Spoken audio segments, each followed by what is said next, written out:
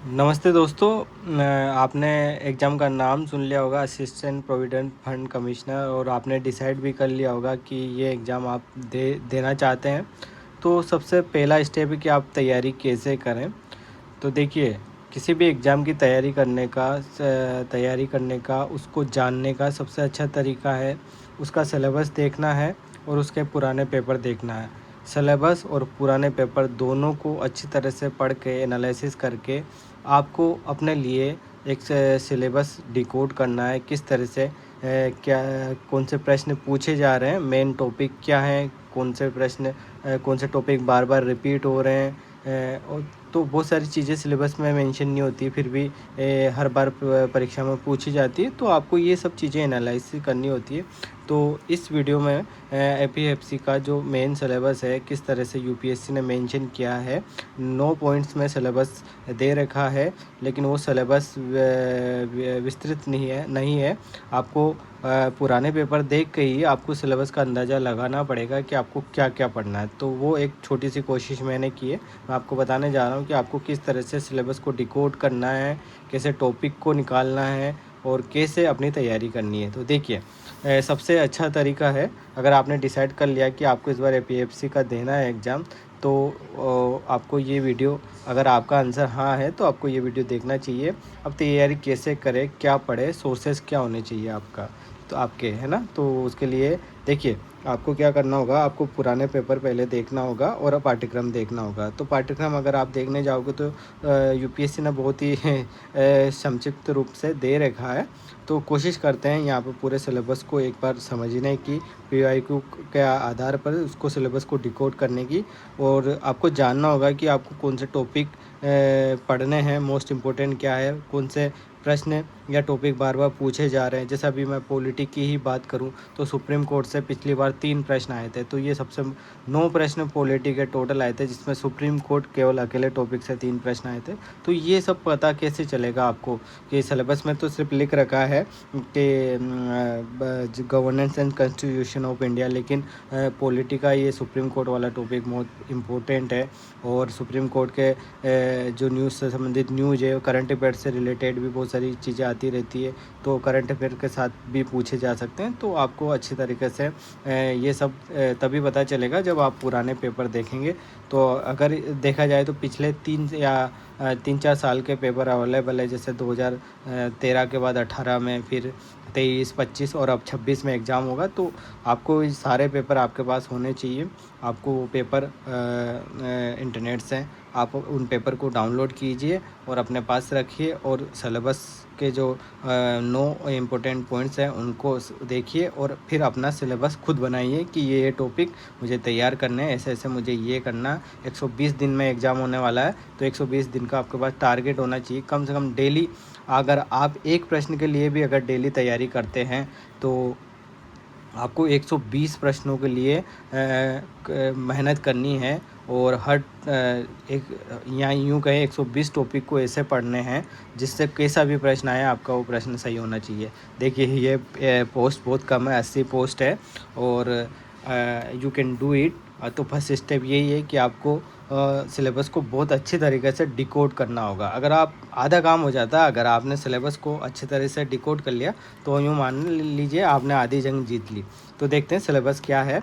और देखिए, मैंने सिलेबस को 2 भागों में बाँटा है। एक पार्ट वो है जो हम सब पहले से ही जो एग्ज़ाम की तैयारी कर रहे हैं एस्पिरेंट, उनको पता है, नॉर्मली यूपीएससी की तैयारी करते हैं, उनको वो इस सिलेबस के इन टॉपिक्स के साथ, इन सेक्शन के साथ काफ़ी आसानी से पिछले कुछ सालों से लगे हुए हैं। तो उनको ये चीज़ें काफ़ी समझ में आ जाएगी कि उनको क्या पढ़ना है इनसे। जैसे इंडियन कल्चर, हेरिटेज और फ्रीडम, जो स्वतंत्रता आंदोलन की मैं बात करूँ, तो अगर आपने यूपीएससी की तैयारी कर रखी हो तो आपको आइडिया होगा कि कैसे टॉपिक्स पढ़ने हैं, क्या पढ़ना है, कैसे प्रश्न आते हैं।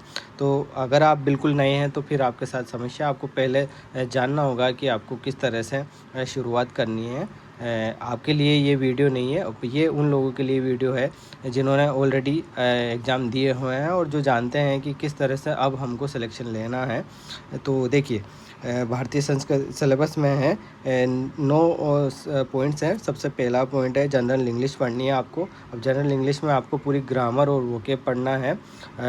तो अगर आप ग्रामर और वोकेब के नाम से टॉपिक सर्च करोगे तो खूब सारे टॉपिक आ जाते हैं। हर टॉपिक को आपको अच्छे से पढ़ना है, पुराने पेपर देखने हैं और कैसे प्रश्न आए वो सोल्व करने हैं। बहुत अच्छा प्रश्न आते हैं, 20 प्रश्न आएंगे यहाँ से। कितने प्रश्न आएंगे? 20 प्रश्न आएंगे। उसके बाद भारतीय संस्कृति, विरासत और स्वतंत्रता आंदोलन है, यहाँ से भी 8-9 प्रश्न आएंगे। बहुत अच्छे प्रश्न आएंगे। यूपीएससी के सारे पीवाईक्यू देखना है आपको, जो आईएएस के हैं।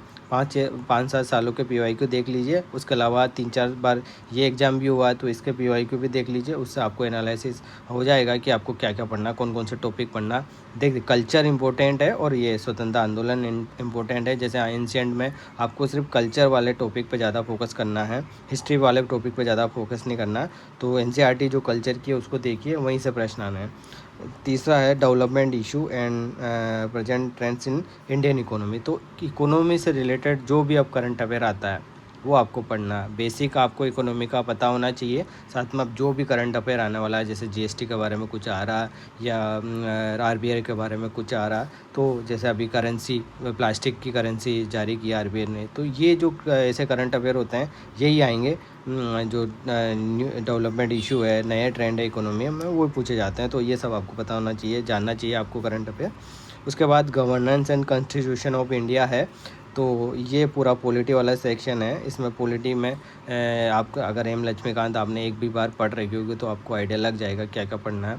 तो मेजर जो टॉपिक है, जैसे राज्यपाल से प्रश्न आते हैं, सुप्रीम कोर्ट से प्रश्न आते हैं, स्टेट पॉलिटी के प्रश्न आते हैं 1-2 प्रश्न, और जैसे संविधान सभा है वो कैसे संविधान की शुरुआत हुई, नागरिकता से प्रश्न पूछे जाते हैं, सेंटर और स्टेट रिलेशन से प्रश्न पूछे जाते हैं। तो ये जो मेजर टॉपिक है आपको पढ़ना है। उसके बाद जनरल साइंस और basic knowledge of computer awareness, 20 प्रश्न इन दोनों सेक्शन के मिलाकर आते हैं और बहुत ही प्यारा सेक्शन है। अगर आप साइंस बैकग्राउंड से हैं तो ये 20 के 20 प्रश्न आप आसानी से कर सकते हो, इतने टफ प्रश्न नहीं होते हैं। और ये पूरा सेक्शन मैं आपको पढ़ा दूंगा अगर आप मुझे समय मिला और मैंने अगर कोशिश करेंगे कि ये बहुत अच्छे तरीके से ये पूरा सेक्शन पढ़ाएं। पूरा साइंस और कंप्यूटर पढ़ाने की मैं कोशिश करूंगा और इसके अभी सिलेबस में क्या क्या पढ़ना है आपको वो भी मैं बताऊंगा। देखिए, उसके बाद है मैथमेटिक्स, स्टैटिक्स एंड रीजनिंग, जो ये वाला सेक्शन है। यहाँ से लगभग 15 प्रश्न आने वाले हैं मैथ एंड रीजनिंग के, और ये भी बहुत महत्वपूर्ण है। अगर आप शुरुआत करिए बेसिक मैथमेटिक्स के, प्रश्न देखिए और उनको सोल्व करिए डेली। आप आदत डालिए कि डेली 10 प्रश्न आपको मैथ एंड रीजनिंग के करने हैं। उसके बाद current event of national and international importance है। तो क्या करंट अफेयर में क्या क्या पढ़ना मैं आपको आगे बताने वाला हूँ।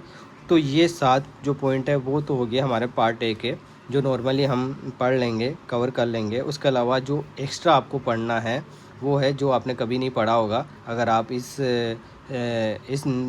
क्षेत्रों से संबंधित नहीं है। जैसे पार्ट बी में आपको पढ़ना है, मैंने बनाया है। देखिए, सिलेबस में किसी तरह से पार्ट ए पार्ट बी का डिवाइडेशन नहीं कर रखा। 9 पॉइंट में पूरा सिलेबस दे रखा है यूपीएससी ने।